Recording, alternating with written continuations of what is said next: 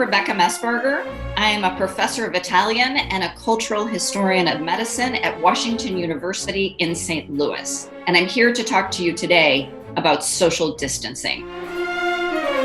And as you can see, I am wearing my Italia sweatshirt to show my solidarity with our dear friends in Italy who are struggling desperately to contain this virus. We're in this endeavor with people all across the world, and in fact, across time. The medieval writer Giovanni Boccaccio lived firsthand the devastation of the 1348 plague that killed half the people in his city of Florence, including his own father. This was the inspiration for his masterwork, the Decameron, which tells the story of 10 young nobles who socially distance. They take for the Tuscan countryside, and in the midst of their isolation, to give comfort, they tell each other stories. And in fact, history tells us that social distancing during times of epidemic are often periods of tremendous creativity. Shakespeare likely wrote both Macbeth and King Lear while he was under quarantine for the plague. Similar methods of physical distancing in medical practice can be seen across time. For example, an N95 mask, and this is used by our healthcare workers to protect themselves and their patients.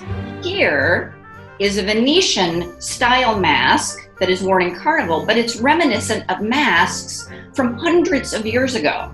They believed that plague was caused by something called miasma, putrefying air. So plague doctors would stuff the beak with aromatic herbs by which they felt they would protect themselves from the bad air of plague. So far, we're talking about constructive modes of self-distancing, but there are also destructive modes. The word quarantine is actually a 14th century Venetian term, quarantina, that meant to isolate people for 40 days. But the connotation was ostracizing, and the assignment of blame for an illness, especially of an ethnic or national group, is a very destructive kind of social distancing. But unfortunately, it has a heavy place in our history. The Italians called syphilis morbo gallico, or the French disease. The 1918 influenza is often referred to as the Spanish flu, even though Spain had nothing to do with its origins.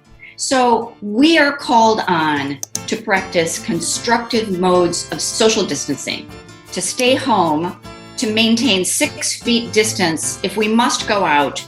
These are beneficial measures that will protect our loved ones, our communities, and our healthcare system.